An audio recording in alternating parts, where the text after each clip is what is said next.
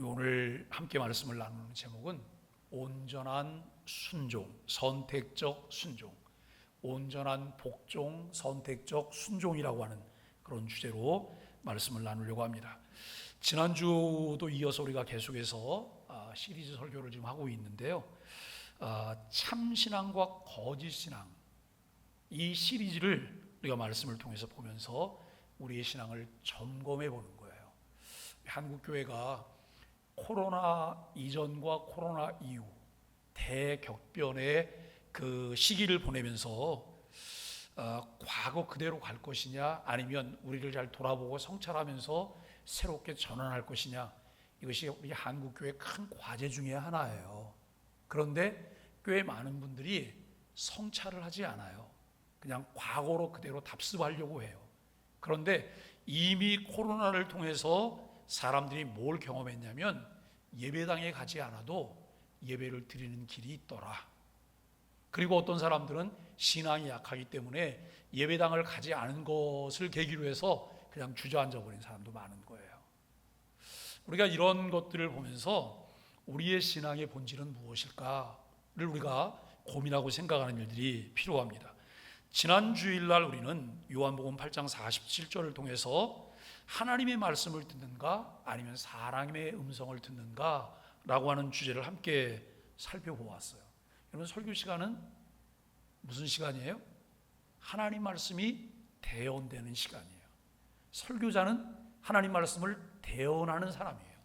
그러니까 우리가 여러분 구약의 선지자들을 보면 선지자들은 늘 보고 듣는 게 있어야지 전달할 게 있거든요. 보고 듣지 못하면 전달할 게 없는 거예요. 하나님께서 침묵하시면 선지자도 침묵해야 되고, 하나님이 말씀하시면 그게 내게 불편해도 그는 입을 열어서 그것을 대언해야 되는 거예요. 설교자도 마찬가지예요. 설교자도 자기 생각을 말하려고 해서는 안 되는 거예요. 본문이 무엇을 말하려는지 본문의 의미를 잘 깨닫고 본문의 의미를 전달하는 거예요. 그리고 본문의 의미를 잘 전달하고 그 본문을 통해서 내가 깨닫고 삶 가운데 실천하며 적용하는 것은 누구의 문제예요? 각기 개개인의 문제예요. 그러니까 강단을 통해서 설교가 되어질 때에는 객관적인 이 말씀들을 잘 펼쳐놔야 돼요. 객관적인 말씀을 펼쳐놓고, 여러분 그 말씀을 통해서 이 말씀이 내게 무엇을 말할까? 오늘을 살고 있는 내게, 이 상황에 처해 있는 내게 하나님은 무엇을 말씀하시려고 할까? 이것을 잘 듣는 것이 필요해요. 그래서 설교자와 설교를 듣는 자가 동시에 해야 될 일이 무엇일까요? 주관적인 것에 빠지지 않도록 주의해야 된다라고 하는 거예요. 그러니까 설교자도 여러분 자기 주관적인 입장에서 메시지를 말하게 되면 결국 자기 생각을 말하는 거잖아요. 그죠? 자기 의중을 말하는 거예요. 하나님의 의중을 잘 찾아서 전달하는 것. 또 설교를 듣는 이도 그 설교를 들을 때 성경이 나에게 객관적으로 들려주려고 하는 하나님 말씀을 들을 수 있어야 돼요.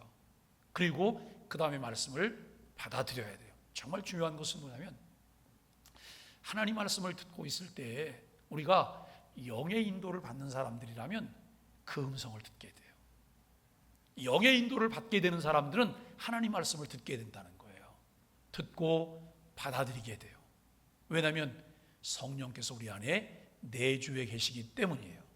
우리가 여러분 디모데에게 바울이 했던 이야기 중에 보면 모든 성경은 하나님의 감동으로 된 것이라 그래요. 그 믿으시죠? 하나님의 감동으로 약 40여 명의 성경 기록자들을 하나님이 사용하셨어요. 그들의 모든 상황들을 하나님이 다 사용하셨어요. 그럼에도 불구하고 그들 마음 가운데 감동을 주셔서 그들이 하나님의 말씀을 기록하게 하신 거예요. 그렇다면 기록되어져서 우리들에게 제공된 특별 계시인 성경을 이해하려고 할 때 우리에게 가장 필요한 것이 무엇일까? 성령의 인도하심이에요. 성령의 깨닫게 하심이에요. 진리의 성령께서 오셔서 우리를 진리 가운데로 인도하시고 가르쳐 주실 때 그 말씀에 우리가 아멘 해야 돼요. 우리는 설교자나 설교를 듣는 자나 집중하려고 하는 것이 뭐냐면 주님이에요. 주님이 들려주시려는 말씀, 여기에 집중하는 일들이 우리에게 필요하다는 말씀입니다. 우리가 지난주에 말씀을 나누면서 진정한 신앙은 성경에 기록된 하나님 말씀을 성령의 조명 가운데 듣고 받아들이는 것이지, 자기 욕망을 하나님의 이름으로 포장하면서 직통계시를 추구하는 것이 아님을 확인했다는 거예요. 좀 답답하니까 하나님 시원케 해주세요. 좀 들려주세요. 뭘 좀 보여주세요. 이거는 어떤 사람들이 이렇게 말을 하냐면 초보자가 하는 얘기예요. 초보자가 신앙에 깊이가 있고 하나님과 친밀한 교제를 나누는 사람들은 직통계시가 필요하지 않아요. 왜요? 매일 말씀을 보고 있고 매일 하나님과 교제하고 있잖아요. 이것을 통해서 내가 좀 더 깊이 있는 교제로 나아가게 되는 거예요. 우리에게 필요한 것이 있다면 우리가 여러분 깊은 영성을 갖게 되는 것, 깊은 영성도 말씀을 떠나서는 이게 이루어질 수 없는 거예요. 여러분, 무속신앙에도 깊은 영성이 있나요? 무속신앙에 깊은 영성이 있을까요? 깊은 영성이 있습니다. 우리가 여러분 샤머니즘 종교에 깊은 영성이 있어요? 깊은 영성이 있습니다. 그들이 날선 카리를 걷잖아요. 날선 카리를. 이게 여러분 그냥 일반 사람들 같으면 카리를 걷다가 어떻게 돼요? 다 비고 잘라지는 거예요. 그런데 거기에서 칼춤을 추고 있어요. 신기가 있기 때문에 그래요. 신이 내렸기 때문에. 악령이죠. 오늘 우리가 신앙생활하면서 우리는 잘 분별하셔야 돼요. 또 잘 표현할 수도 있어야 되고 잘 들으셔야 돼요. 말씀을 듣는다고 하는 것은 단순히 귀에 들리는 음성이 아니에요. 하나님의 권위를 인정하고 그 말씀 앞에 무릎 꿇는 태도라고 하는 것을 우리가 생각해 봤어요. 좀 내가 설교를 들으려고 할 때 내가 좋아하는 목사님이 설교하면 얼마나 좋아요. 그럼 훨씬 더 귀담아 듣게 되겠죠.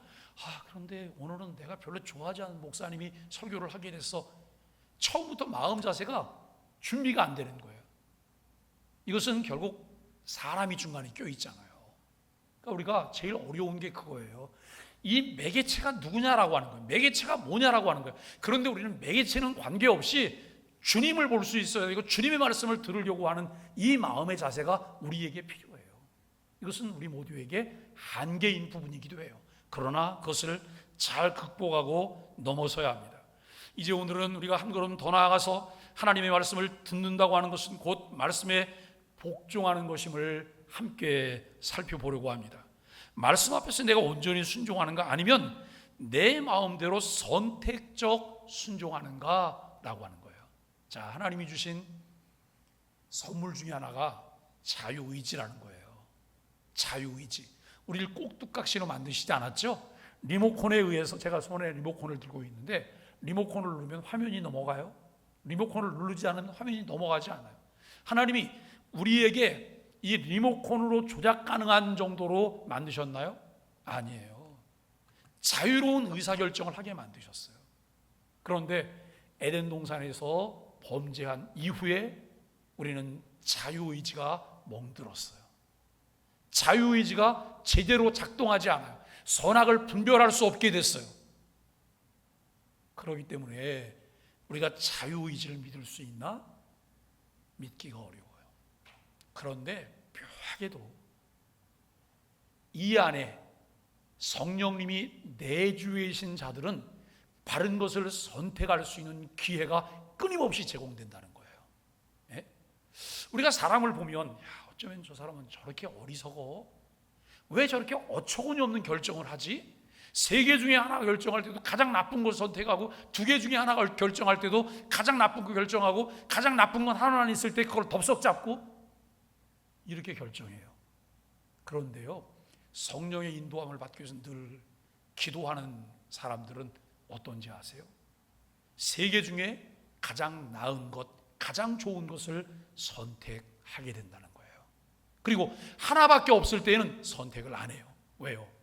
그것이 하나님을 기쁘시게 할 수 없기 때문에, 하나님께 영광이 되지 않기 때문에, 내 마음에는 혹시 들고 내 마음이 이끌린다 할지라도 그것이 하나님의 영광과는 무관하다면 결정을 안 할 수 있는 거예요. 왜요?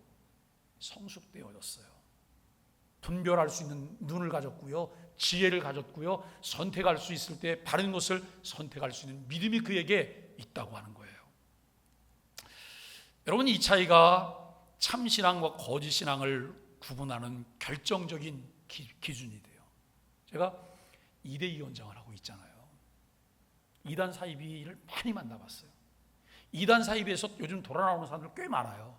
그런데 요즘 신천지는 얼마나 교묘한지, 서울 시내에 나가서 이 젊은이들이 모인데 웬만큼 이렇게 브로셔 같은 거를 설치하고 아이들을 모아드려요. 뭔가 이렇게 무슨 모임들을 해요. 꽤 많은 부분이 신천지가 하고 있다는 거예요. 그리고 여러분, 신천지와 전혀 관계가 없는 것처럼 연결이 되고 일정 기간이 지나고 나면 짠, 우리가 신천지야 라고 하는 걸 드러내요. 저는 여기서도 우리 안에 성령님이 계시잖아요. 한두 가지만 딱 보고도 알아요. 이거 이상한데? 냄새가 나는데? 이거 좀 이상해. 그러면서 관심을 갖고 자세히 살펴보는데, 여러분, 이단은요 아주 기묘한 게 있어요. 그렇게 본인들은 철저하게 준비해서 치밀하게 가는데 꼭 허점들을 남기고 있다는 거예요. 네? 허점들을 흘리고 있어요. 이런 것들을 우리가 관심 있게 보시면 다 보이게 됩니다. 우리가 여러분, 말씀 앞에서 온전히 순종할 것인가, 이 부분들을 잘 보면서 우리는 이제 거짓신앙과 참신앙을 잘 우리가 분별해내는데요. 두 번째는 주님의 말씀과 복종의 본질이 무엇일까라고 하는 거예요. 예수님은 요한복음 10장 27절에서 이렇게 말씀하셨어요. 내 양은 내 음성을 들으며 나는 그들을 알며 그들은 나를 따르느니라 라고 말씀하세요. 예수님께서 내 양은 내 음성을 듣는다는 거예요. 그리고 나는 그들을 알고 있고 그들은 나를 따를 거라는 거예요. 예수님이 가실 거잖아요. 이 땅에 공생에 3년 6개월 보내시고 예수님 가시잖아요. 예수님이 가신다고 하는 말 때문에 여러분, 제자들은 근심에 빠졌어요. 너희는 마음에 근심하지 말라, 주님께서, 하나님께서, 예수님 말씀하시잖아요. 그러면서 요한복음 14장과 16장에 뭘 약속하세요? 내가 가면 다른 보혜사를 보내줄 거라는 거예요. 나도 보혜사인데 내가 가면 다른 보혜사를 보내줄 거라는 거예요. 요즘 우리가 성경 공부나 묵상을 통해서 함께 나누는 것 중에 예수님께서 육체로 이 땅에 오셔서 공생애를 보내는 기간도 너무 좋았지만, 예수님께서 십자가를 지시고 부활하시고 승천하시고 난 이후에 다른 보혜사이신 성령님이 오시니까 더 좋은 거예요. 왜요? 예수님이 계실 때는 육체적인 제한이 있었어요. 그분이 참 하나님이시지만 그분이 참 사람으로 우리 눈에 보이는 것은 항상 제한적인 거예요. 같은 공간에만 계셨어요. 계신 곳에만 계셔요. 다른 곳에도 계셨나요? 아니요. 그런데 이 성자 예수 그리스도께서 가시면서 성령님이 오실 때 성령님은 어디든지 계세요. 특별히 어디에 계세요? 신자의 마음 가운데 계세요. 여러분, 구약 성경에 성령님이 그때도 계셨나요? 구약 시대에 성령님 계셨어요? 성령님은 삼위일체 하나님 중에 한 위예요. 성부, 성자, 성령. 삼위가 여러분, 이 권능과 이 영광이 동등해요. 그러나 성부 하나님이 주도적으로 역할을 하시고 성령께서 하시는 역할들은 또 따로 있단 말이에요. 그런데 구약 시대에 보면 하나님께서 어느 날 나타나세요. 원래 신의 현현이라고 말해요. 그리고 가끔 성경에 보니까 여호와의 신에 감동이 되었다라고 말을 해요. 이 감동은 어떤 경우예요? 감동은 특별한 사명을 부여할 때 그들에게 나타나셔서 그들을 감동하셨던 거예요. 그런데 예수 그리스도가 가시고 성령이 오심으로 이 성령님은 특별한 사명을 가진 사람에게만 나타나셨어요? 아니에요. 모든 믿는 자들에게 내주에 계신다는 거예요. 이 사실을 믿으셔야 돼요. 구약 시대에는 특별한 사명을 가진 자들에게만 감동을 하셔서 여러분, 그들만 그 성령 하나님의 은혜를 이렇게 누리게 됐던 거예요. 그런데 이제는 우리 모두가 성령의 은혜를 누리고 있어요. 자, 성령님이 우리 안에 계세요, 안 계세요? 뭘로 알 수 있어요? 고린도 전서 12장 3절을 통해 두 가지를 확인하는 거예요. 첫째, 내가 예수님을 구주라고 말할 때, 예수님을 내가 구주라고 믿는다고 말할 때 성령님이 아니면 이것을 할 수 없다는 거예요. 두 번째, 성령님이 내 안에 계시면 내가 예수 그리스도를 저주하지 않는다는 거예요. 배신하지 않는다는 거예요. 이거 너무나 중요한 거예요. 우리가 이 부분들을 보면서 내 양은 내 음성을 듣고 나는 그들을 알며 그들은 나를 따르느니라 그래요. 근데 성령님이 내주하셔서 우리 가운데 뭘 하신다고요? 성령님이 독자적으로 역사하시지 않으세요. 성령님이 독자적으로 역사하시지 않으시고 성령님은 꼭 무엇과 함께 역사하세요? 말씀과 함께 역사하세요. 이미 우리에게 주신 말씀과 함께 성령님이 역사하시는 거예요. 깨닫게 하시고 인도하시고 우리로 하여금 그 잘 배울 수 있도록 가르쳐 주시고. 그래서 어떤 분이 이렇게 말을 해요. 목사님, 저는 학교도 못 다녀서 뭘 아는 게 없어요. 여러분, 우리 대한민국 교육부 학교는 못 다녔을지 모르겠지만 하나님 나라 학교는 다니고 있잖아요. 스승이 누구예요? 성령님이 스승이 되셔서 우리가 공부를 하고 있잖아요. 왜 이건 인정 안 하세요? 세상이 줄 수 없는 놀라운 진리를 우리가 성령님을 통해 배우고 있는 거잖아요. 이러한 공식을 깨닫고 인정하면 우리가 그분을 통해서 어느 누구도 알 수 없는 것들을 우리가 알아가기 시작하는 거예요. 그래서 우리는 세 가지 중요한 진리가 요 구절 안에 담겨 있는 걸 보게 되는데요. 주님의 양은 주님의 음성을 듣는다는 거예요. 이단 사이비에 빠졌던 사람은요, 이단 사이비에 나와도 묘하게 이단 사이비만 찾아다녀요. 예? 이단 사이비의 말에만 미혹되는 거예요.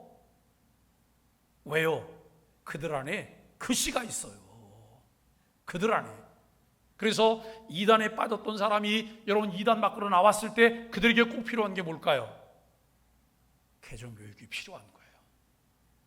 개정교육이 필요하고 이 부분이 확인이 되어져야 되고, 그리고 여러분 일정 기간 지나면서 이분이 회복되었다는 사실들이 확인이 돼야 돼요. 이게 확인이 되지 않으면 이들은 또 결국 물이 흐르면 물이 어디로 흘러가요?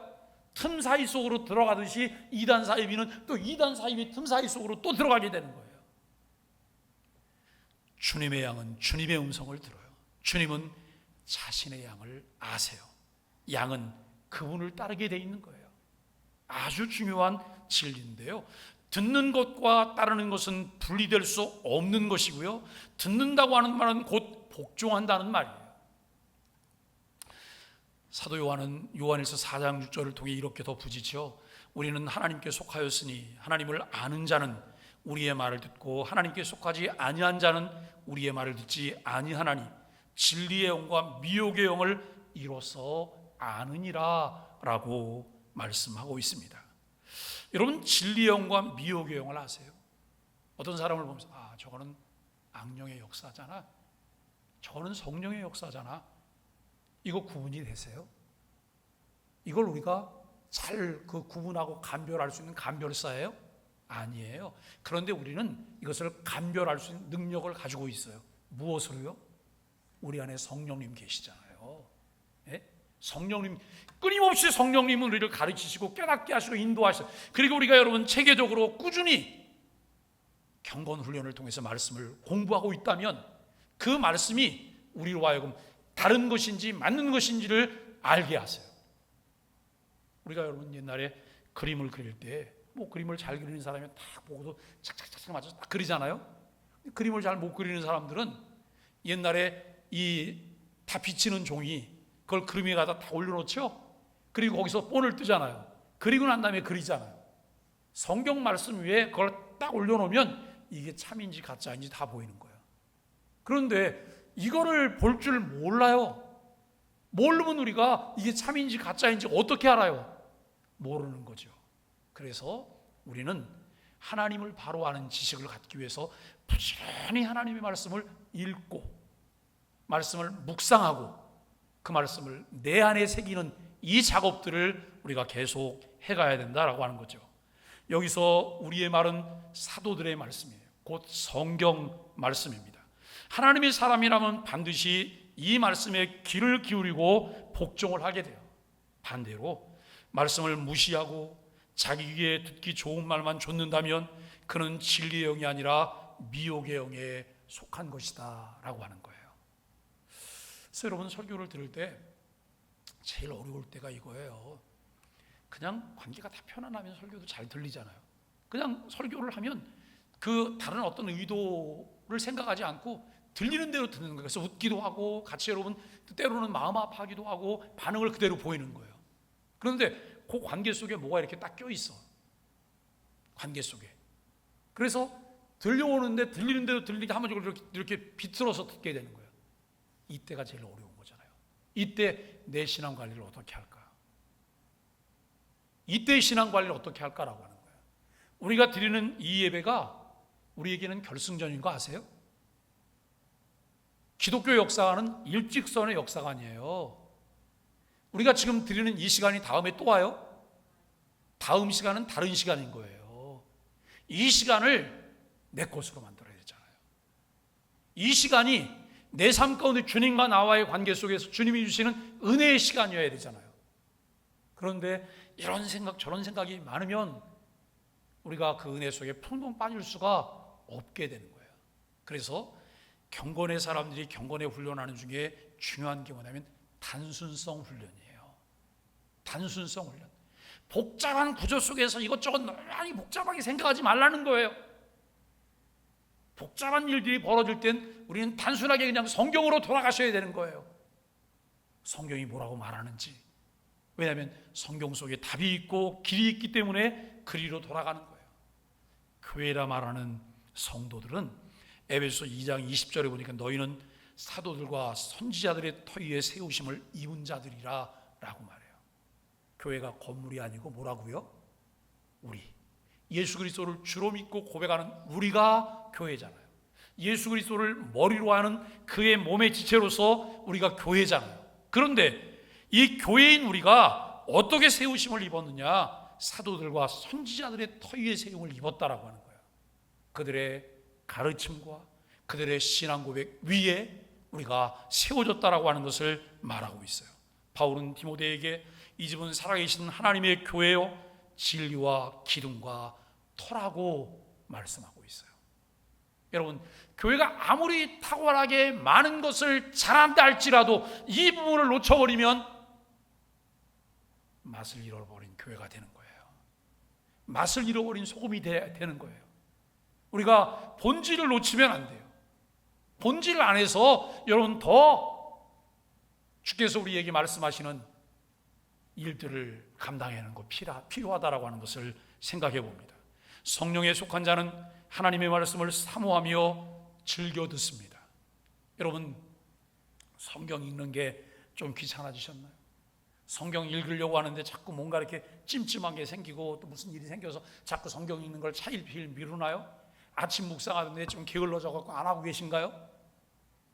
왜 그걸 안 하게 될까요? 이거 고민해 보셔야 돼요. 예? 저도 이제 이번 주간에 제가 2박 3일 동안 수련회 가잖아요. 그러면 2박 3일 동안 수련회 가는 동안 아침 묵상은 언제 해요? 가기 전에 다 찍어놓고 가야 되는 거예요. 4일분을. 제가 수요일 날 돌아오기 때문에 목요일 아침 것까지 다 찍어놓고 가야 되는 거예요. 예? 근데 어저께 그 5일분을 다 찍으려고 아침에 마음 먹고 나왔는데 중요한 결혼식이 3시 반에 있다는 걸 깜빡 잊어버리고 아침에 나오려는 제 집사람이 오늘 누구 결혼식인데 옛날에 저 교장할 때 교감했던 신재욱 목사님, 저 우리 교회 오고 난 다음에 얼마 지나지 않아서 하늘나라로 가셨잖아요. 소풍 가셨잖아요. 그분 딸이 결혼을 하는 거예요. 근데 그 결혼식은 안 갈 수가 없잖아요. 그래서 제가 가기 전에 그랬어요. 신 목사님 오늘 딸 결혼식인데 오시나? 가서 아무리 두리번거려도 그분은 안 오셨더라고요. 예? 근데 그렇게 갔다가 뭐 서울인데 얼마나 길이 많이 막히는지 집에 왔더니 밤 8시예요. 그럼 뭘 또 해요? 그래서 저 내일 아침 거 한 편 미리 찍어놓은 것만 찍어놓고 오늘 저녁 내일 아침에 찍고 이제 또 가야 되는 거죠. 그런데 왜 이걸 계속 해야 될까? 제가 그런 얘기도 했어요. 소망의 아침 묵상에 제가 목숨을 걸었다고. 여러분, 우리의 신앙 전반적인 것을 전환할 수 있는 방법은 달리 다른 방법이 없어요. 말씀으로 돌아가야 돼요. 말씀으로 돌아가야 되는데 순수함 속에 우리가 말씀으로 돌아가야 되는 거예요. 그러지 않으면 자꾸 다른 게 끼어들어서 우리의 마음을 복잡하게 만들어요. 여러분, 영적인 식욕이 좀 왕성해질 수 있게 되기를 바랍니다. 그리고 소화력도 왕성해져야 되잖아요. 우리가 늘 하나님 말씀을 들으셔야 돼요. 아휴, 주일날 지나고 나면 말씀 한 번도 안 들어요.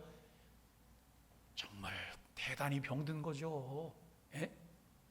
주일날 밥 먹고 교회에서 주는 밥 먹고 일주일 내내 굶고 그 다음 주일날 또 와서 밥 먹는다고 생각하고 그분 건강한 분이세요? 그럴 수 없거든요. 우리가 정말 그 부분을 점검하셔야 돼요. 중간에 누가 낄 필요도 없어요. 목사님, 소망의 아침보다 더 중요한 것은 주님과 내가 늘 주의 말씀을 내가 묵상하고, 저는 그냥 전달하는 자일 뿐이에요. 여러분, 제가 소망의 아침을 굉장히 단순하게 가는데요, 소망의 아침에서 제가 무슨 이 액션을 취하거나 그런 것도 아무것도 없잖아요. 원고 준비해서 원고만 전달하는 거예요. 원고만. 여러분, 악한 영에 사로잡힌 자는 거짓에 미혹되고 거짓을 따르게 돼요. 성경은 애매모호하지 않아요. 신앙은 복종이냐 불순종이냐의 문제이지 중립지대가 존재하지 않는다는 거예요. 우리가 성경 속 세 가지 순종의 사례를 살펴보면 첫 번째가 아브라함의 순종인데요, 아침에도 잠깐 말씀드렸습니다만 하나님께서 아브라함의 독자 이삭을 번제라로 드리라고 하셨을 때 그는 이해되지 않았지만 그 명령이 어떻겠어요? 즉시 순종했어요. 그 다음날 이튿날 아침 일찍 새벽에 떠나요. 그 전날 하나님을 통해 말씀을 들었는데 준비는 하게 하지만 누구에게는 말하지 않아요? 아내에게는 말하지 않아요. 왜 아내에게 말하지 않았을까요? 아내에게 말했으면 어쩌면 못 갈지도 몰라요. 아내가 신앙이 없어서가 아니죠. 이거 아브라함이 결단하기가 쉽지 않은 건데 아내에게도 동시에, 아내와 동시에 의논해갖고 우리가 이렇게 하자라고 결정하면 얼마나 좋겠어요. 쉽지 않은 거예요. 아들 이삭에게도 어떤 일이 벌어질 것을 말하지 않고, 여러분, 아들을 데리고 그 다음에 하인들을 데리고 나무를 가지고 횃불을 들고 여러분 그러고 갑니다.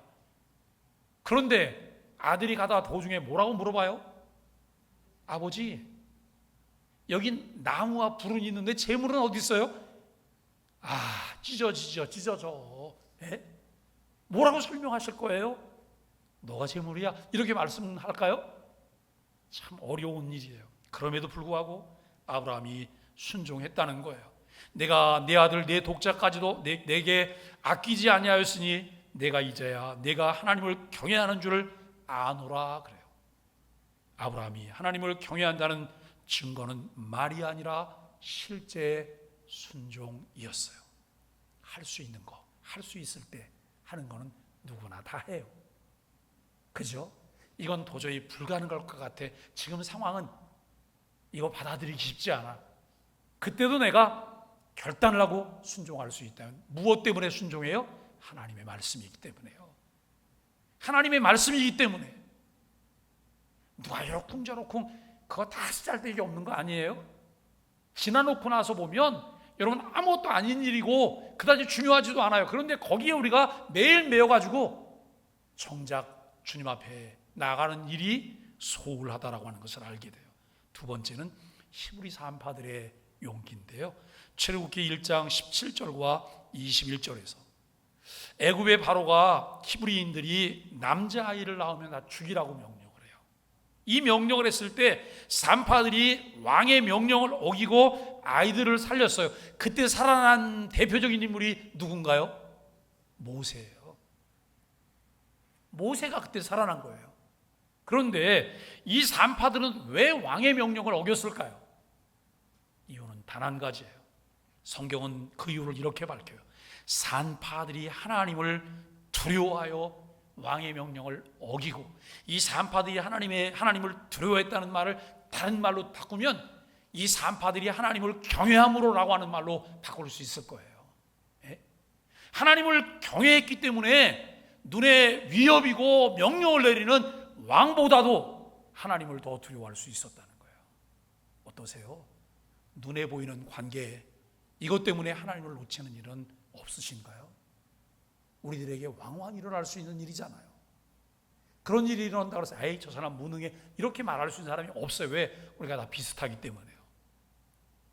그 결과 하나님은 그들의 집안을 흥왕하게 하셨어요.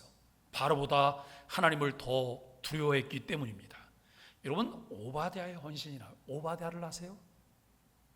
성경도 찾으려고 뒤져가다 보면 이 오바댜는 잘 나오지도 않아요. 오바댜, 필레몬, 왜요? 한 장짜리 성경이기 때문에 이리 넘어가고 저리 넘어가고, 그래서 오바댜를 찾으라고 두면 3박 4일 찾다가 예배 설교가 다 끝날 때까지도 못 찾는 분들 계세요. 근데 오바댜라고 하는 인물을 아시냐 이 말이에요. 열왕기상 18장에 보면 오바댜라고 하는 인물이 나와요. 아합과 이세벨이 하나님의 선지자들을 죽일 때 오바댜는 100명의 선지자를 굴에 숨겨서 먹였어요. 간이 보잖아요. 지금 왕이 선지자를 죽이는데 그 선지자를 숨기고 그 선지자들이 먹을 걸 제공하다니요? 이거는 국가 반역죄예요. 대역죄예요. 그는 목숨을 건 순종을 통해 여호와를 지극히 경외하는 자라는 평가를 받았어요. 자, 여기서 한번 이런 생각을 해보시죠. 내가 가진 신앙이 얼마나 가치 있는 걸까? 내가 가지고 있는 신앙이 얼마나 중요한 걸까? 내 생명과 바꿀 만큼 가치 있는 거라고 믿으세요? 내 모든 것과 바꿀 만한 가치가 있다고 믿으세요? 여러분, 그렇게 믿는다면 내 삶이 달라져야 되잖아요. 하나님 중심이 돼야 되고 말씀 중심으로 가야 되잖아요. 어떤 상황에 있어도 내가 바른 선택을 해야 되잖아요. 우리가 그렇게 말은 하지만 실제 행동이 따르지 않는다면 우리는 그 가치는 아무런 가치가 없는 거예요. 언제든지 버릴 수 있는 거예요. 언제든지 버릴 수 있는 거예요. 그런데 목숨을 걸 정도로 여호와를 지극히 경외하는 자라고 하는 평가를 오바댜가 받았어요. 여러분, 세 인물 모두 하나님을 경외했기에 말씀에 복종했습니다. 이것이 신앙의 참 표지예요. 아, 저 사람이 신앙인이구나. 뭘 보고 신앙인이라고 말해요? 교회 다니고 교회에서 뭘 하고 있어서요? 아니요. 하나님 말씀에 순종할 때, 말씀을 따라갈 때, 내게 손해가 될지라도 진정한 가치를 위한 선택을 할 수 있을 때, 하나님을 진심으로 두려워하는, 그리고 하나님을 사랑하는 마음이 그에게 있을 때, 이것을 우리가 신앙의 표지라고 말하는 거예요.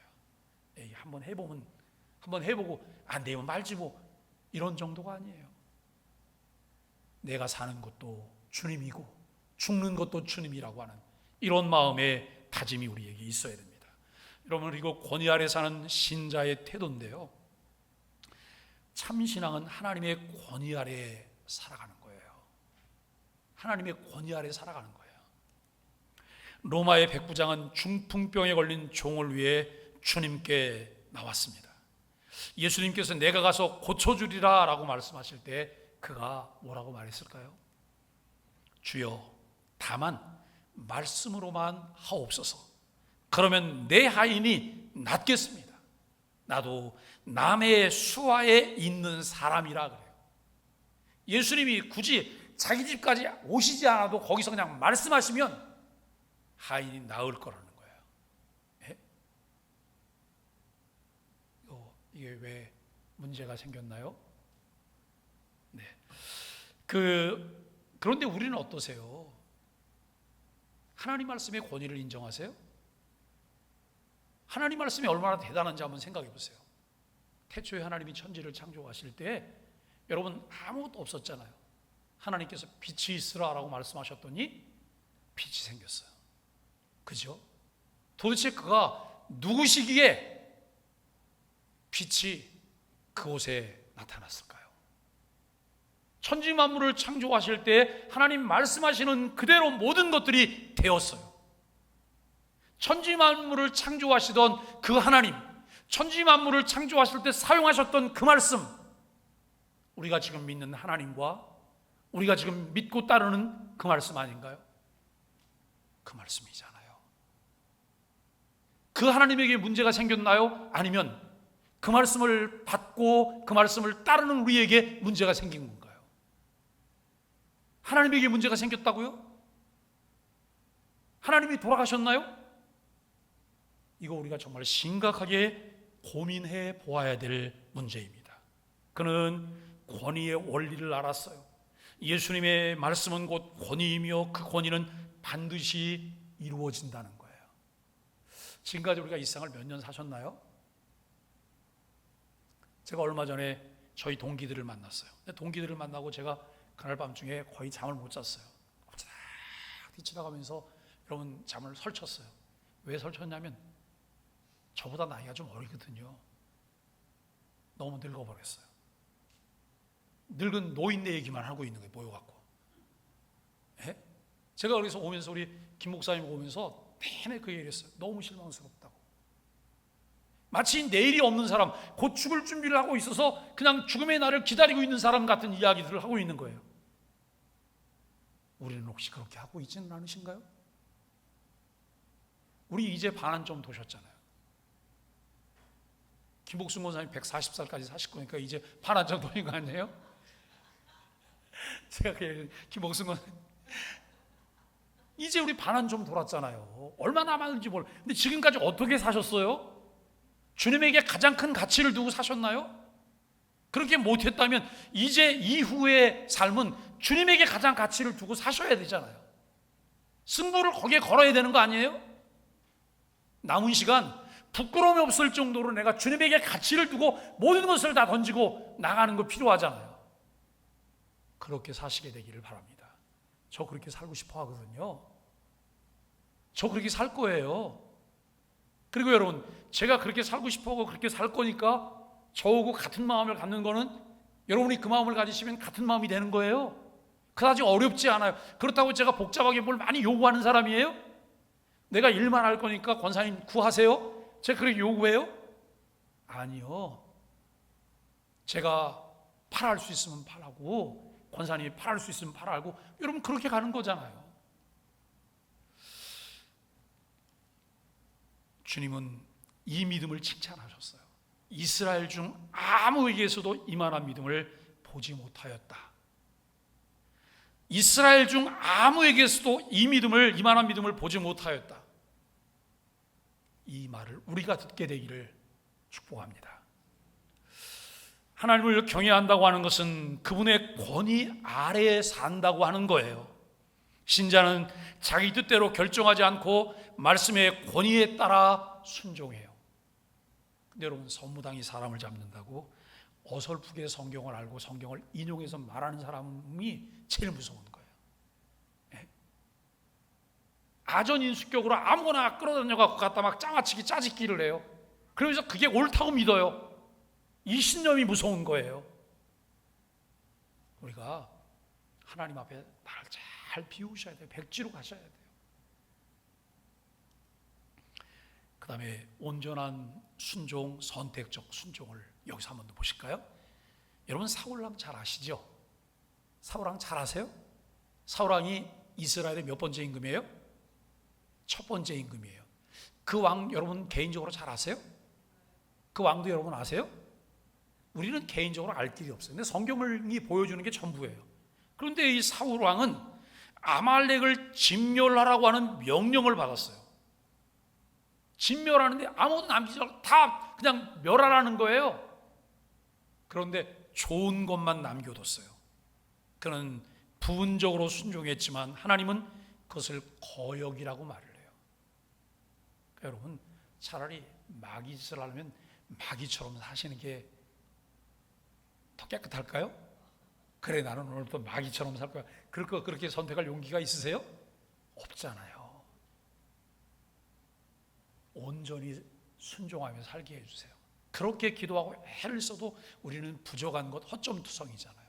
누군가가 정말 믿음으로 살려고 말씀대로 살려고 온갖 몸부림을 치면서 애를 썼는데 넘어졌어요. 가서 이렇게 야 그거 봐 네가 뭐 잘났다고 이렇게 말을 해요? 가서 손 잡아줘야 돼요. 일으켜 세워주고 힘들지? 야 그거 나도 힘들더라. 야 나도 거기서 넘어졌어. 이단 사입에 대해서 이야기를 하는 전문가들의 이야기를 들어보면 이단 사입이가 신천지가 벌써 꽤 오래 30년 넘었잖아요. 30년 넘으면서 데이터베이스가 구축이 된 거예요. 신천지에 들어온 사람들이 6개월 차, 1년 차, 1년 6개월 차, 2년 차, 3년 차, 5년 차 이들이 어떤 의구심을 품는지를 데이터로 그게 나오는 거예요. 그래가지고 요놈들이 그걸 활용해요. 6개월 차쯤 되잖아요. 그러면 다른 사람이 딱 하고 야, 너 요즘 이런 생각이 막 들고 있지? 선수를 치면서 물어보는 거예요. 그러면 깜짝 놀라잖아요.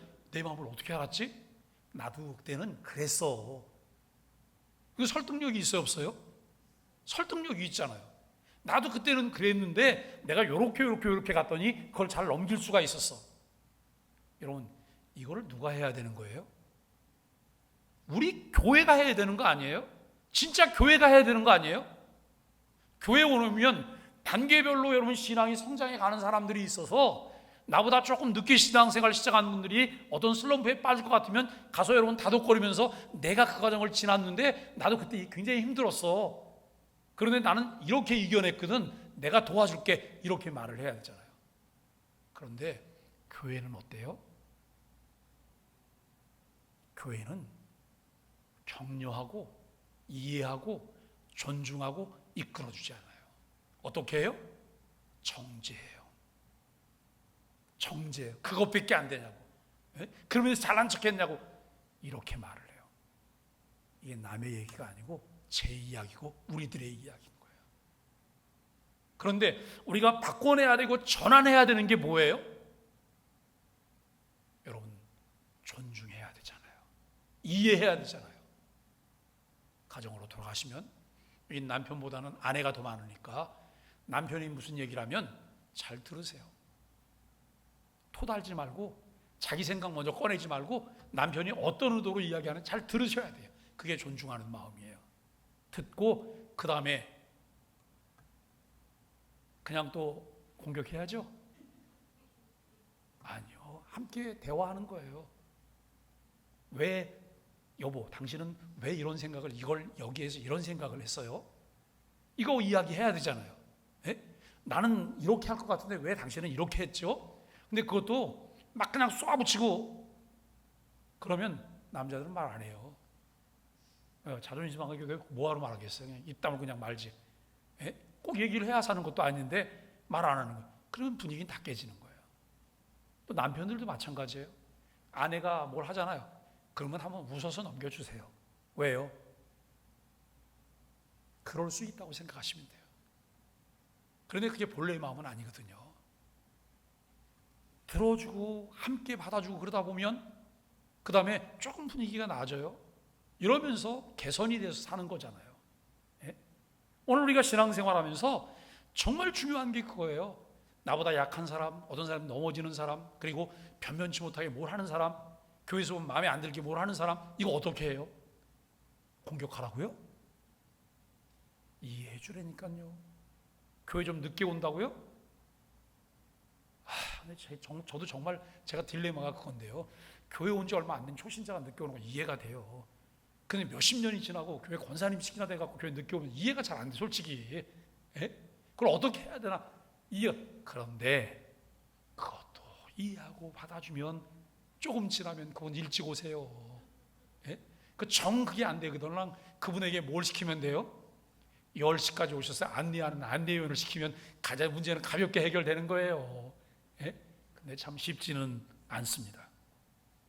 오늘날도 많은 신자들이 말씀을 선택적으로 순종해요. 이게 가장 큰 거예요. 하나님, 내가 불신자가 아니에요. 나는 하나님 말씀에 거역하지도 않아요.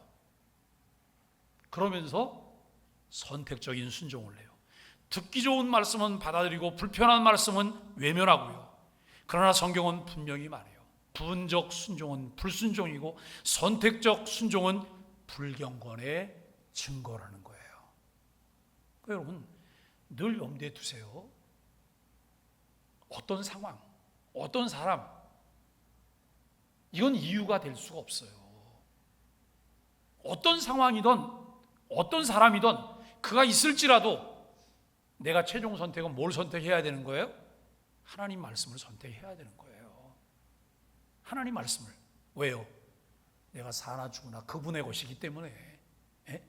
먹든지 마시든지 내가 하나님의 영광을 위해 할 것이기 때문에 그 교회는 처음보다 점점 더 나아지는 마지막 마무리가 더 아름답기 위해서 우리는 그런 선택을 해야 되잖아요. 그런데 그 선택을 하는 과정 속에 억울한 거 너무나 많아요. 하고 싶은 말도 너무나 많아요. 그런데 그 말 다 해보세요. 아무것도 제대로 남아있을 수가 없어요. 예? 여러분, 목사도 할 말이 있다. 목사도 하고 싶은 말이 있다. 이제는 말할 수 있다. 그리고 여러분 목사가 다 말을 해보세요. 너무 힘들어지거든요. 그러면 또 교인들이 받아서 우리도 할 말이 있다. 우리도 이제는 말할 수 있다. 그 말 해갖고 좋아할 건 누가 좋아해요? 마귀 시키만 좋아하죠. 예? 마귀 시키만 좋아요. 그런데 우리가 그 마귀 시키 좋아하는 일을 그렇게 많이 만들어서 자꾸 그걸 선택을 해요. 사랑하면 상대가 아파할까 봐 고민해요. 그런데 사랑이 떨어지면 내가 아파할까 봐 고민하는 거예요. 예? 사랑하면 상대가 힘들까 봐 고민해요. 그런데 사랑이 떨어지면 내가 힘들까 봐 나만 걱정해요. 우리가 그게 아니고 정말 주님의 은혜 가운데 선택할 수 있기를 바라고, 자, 테마는 이제 하지 않음의 불순종을 우리가 보실까요? 마태복음 25장에서 주님은 마지막 심판 때 너희가 나를 도와주지 않았다라고 말씀을 하시거든요. 그들의 죄는 악한 일을 저지른 게 아니에요. 나쁜 짓을 한 게 아니에요. 해야 할 선을 하지 않은 죄, 곧 태만의 죄를 말하고 있다는 거예요. 자, 한번 보세요. 흔히 있을 수 있는 거예요. 지금 어떤 일을 해요? 누군가 뭘 해? 내가 가서 좀 도와줘야 되는 거예요. 그런데 쌩 하고 못 본 척하고 그냥 지나가요. 왜요? 저 사람 꼴 보기 싫거든요. 저 사람 마음에 안 들어요. 쌩 하고 지나가는 거예요. 이 사람이 나쁜 악한 짓 했어요? 해를 끼치진 않았어요. 그런데 해야 될 일을 안 했다 이거예요. 우리가 야고보서 1장에 보면 참된 경건이 무엇인가를 우리 말을 해요. 세속에 물들지 않도록 자기를 돌아보는 것, 자기를 지키라는 거예요. 그리고 고아와 과부를 돌아보라는 거예요. 네? 내적으로 나를 잘 돌아보는 것, 그리고 외적으로 우리가 자비를 베풀고 사랑하는 일을 하라는 거예요. 그런데 우리가 여러분 내적으로 나를 돌아보는 일을 한다고 해요. 그런데 외적으로 사랑하는 일은 안 해도 별로 마음이 불편한 일이 없다는 거예요. 우리가 여러분 사회에서 일어나는 사건 사고를 보잖아요. 사건 사고 뉴스 딱 저걸 보는 순간 내 마음에 무슨 생각이 들어야 돼요? 저 일을 해서 내가 뭘 할 수 있을까? 저기 내 힘도 필요하잖아. 내 마음도 필요. 당연히 그 일어나야 되는 거 아니에요? 어느 지역에는 수해가 생겼어요. 그래서 우리 안산은 그냥 편안해요. 그러고 그냥 끝이에요? 그리고 여러분 그 수해 지역을 해서 기도만 하면 그걸 우리 책임 다한 걸까요? 아니에요. 그들을 위해서 기도할 뿐만 아니라 내가 그들을 위해서 살 수 있는 게 뭘까를 생각해 보는 거예요. 네? 수해 복구에 가는데 하는 데 가서 봉사를 할 수 있으면 봉사를 할 것이고, 아니면 다른 물질이 필요한 물질을 보낼 것이고, 이거 우리가 해야 되는 것 아니에요? 이거 하면 우리 너무 가난해지죠. 살기가 어려워지는 것 아니에요? 아니에요. 하나님께서는 일하는 소에 망을 씌우지 않는다고 말씀하세요. 순종은 적극적인 것이고 하나님께서 하라고 하신 일에 나아가는 것이고 그분의 긍휼과 자비를 드러내는 것이죠. 이제 말씀을 정리하면서 오늘 우리는 또 이 질문 앞에 우리 자신을 세워보는 거예요. 나는 하나님의 말씀을 온전히 듣고 있는가, 아니면 선택적으로 듣고 있는가 라고 하는 거예요. 설교를 어떻게 들어야 할까라고 하는 책이 시중에 나와 있거든요. 설교를 어떻게 할까라고 하는 책은 굉장히 많이 나와 있어요. 근데 설교를 어떻게 들어야 할까라고 하는 책은 아주 극소수의 책이 나와 있어요. 설교를 들을 때 선택적으로 설교를 들을까? 그 전체를 우리가 잘 들어야 될까? 그래서 성경을 우리가 보시면서 어떤 사건, 사고, 비유, 표면적인 것만 보시면 안 돼요. 비유가 비밀인가요? 신천지는 비유풀이를 많이 하잖아요. 비밀이 있다고. 비유는 본래 말씀하시려고 하는 것을 쉽게 이해하기 위해서 예를 든 거예요. 그 이상 그 이하도 아니에요. 예? 우리가 성경이 말하고 있는 여러분 그 내용과 그리고 성경 말씀하시는 줄과 줄 사이에 그 행간에 있는 것 의미가 무엇인가를 읽어내는 게 필요해요. 그리고 한 구절만 뽑아갖고 이렇게 보시면 우리는 위험에 빠질 가능성이 많아요. 성경은 문맥이 있어요. 문맥, 전체적인 문맥 속에서 뭘 말하려고 하는지. 성경 1189장 여러분 신구약 성경이 뭘 말해요? 하나님의 나라를 말하고 있어요. 하나님의 나라를. 예? 하나님의 주권을 말하고 있는 거예요. 이 성경 속에서 어떻게 진행되고 있는지 이 부분이 그 전체 속에서 뭘 말하려고 지금 이 말을 하고 있는지를 우리가 볼 수 있다면 성경을 훨씬 더 잘 보겠죠. 그러잖아요. 잘 보겠죠. 우리가 여러분 현미경을 가지고 이렇게 들여다봐요. 근데 이걸 보니까 전체가 뭔지 모르겠어요.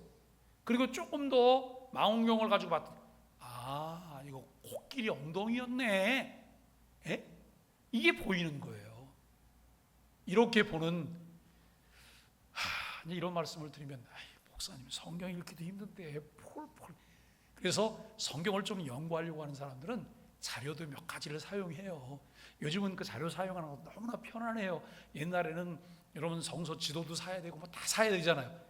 요즘은 궁금한 거 여기서 물어보면 다 찾아줘요. 자기가. 예? 다른 유튜브 보고 다른 거 하느라고 정신 다 이렇게 놓치지 마시고 성경을 연구하는 데 도움받을 수 있는 이 스마트폰으로 사용하시면 더 유익할 것이라고 말씀을 드립니다. 여러분, 그리고 나는 말씀에 복종하는 거 아니면 내 편의에 따라 순종을 고르는가라고 하는 거예요. 내 신앙은 온전한 복종의 신앙인가 선택적 순종의 신앙인가. 근데 여기 우리가 고민해야 되는 딜레마가 이거예요. 교회가 원하는 목적을 제가 말하는 목적이 성경이 말하는 하나님이 원하시는 목적과 약간 빗나간 목적을 교회는 의도를 가지고 어떤 일을 진행하려고 해요. 그런데 그러면서 교회가 자꾸 강조하는 게 뭐예요? 복종하고 순종하라는 거예요. 이거 고민 생기잖아요. 의도가 보이잖아요. 이때 우리가 어떻게 해야 되는 거예요? 여러분, 이때 분별력이 필요한 것 아니에요? 교회가 성경을 말하면 우리는 100% 아멘하고 가야 되지만 교회가 여러분 어떤 의도를 가지고 의도를 이루려고 성경을 도구로 끌어와서 쓴다고 하면 그것에 대해서는 우리가 노라고 말할 수 있어야 되는 것 아닐까요? 그리고 왜 내가 노라고 말하는지에 대해서 이야기해야 되는 거예요. 예? 내가 그렇게 말했더니 저 사람 내 편 아니라고 말한다면 여러분 이것에 대해서 우리가 고민을 해야 되는 거예요. 나는 누구의 편이 아니라 나는 주님의 편이고 성경의 편이에요. 그러나 우리 안에 있는 기준 하나가 분명한 게 있어요. 모든 것이 가하다고 다 유익한 게 아니잖아요. 예?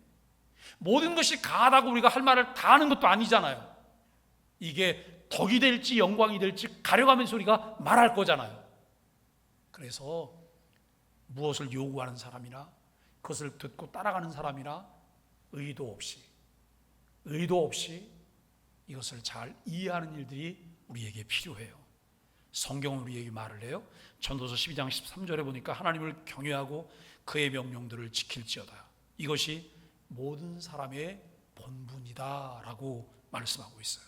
오늘도 성령께서 우리의 마음을 비추사 선택적 순종을 내려놓고 온전한 복종으로 나아가게 하시기를 바랍니다. 정말 우리에게 중요한 부분이에요. 내주하시는 성령님이 아니면 우리는 매번 헛발질해요. 잘못된 걸 선택해요. 가다가 되돌아와야 되는 거예요. 그런데 내주하시는 성령님께 물어봐야 돼요. 근데 또 어처구니없이 이렇게 또 물어보니 주일 아침에 권사님식이나 돼갖고 이렇게 묻는다고 생각해요. 주님, 오늘 교회 가는 게 하나님의 뜻이에요? 안 가는 게 하나님의 뜻이에요? 이거 물어봐야 되는 거예요? 이건 물어볼 것도 없잖아요. 이걸 보면서 우리가 어처구니 없다는 말을 하는 거예요. 명백한 것은 아멘하고 순종하며 따라가면 되는 거고요. 좀 의문이 되는 건 물어봐야 돼요. 주님, 저 이거 진짜 모르겠는데 좀 가르쳐 주세요. 좀 이것 좀 알려주세요. 그렇게 물어봐야 되는 거죠. 여러분, 그러므로 우리가 우리의 삶이 순종이 제사보다 낫다는 진리를 증거하는 하나님의 사람들이 되시기를 바랍니다.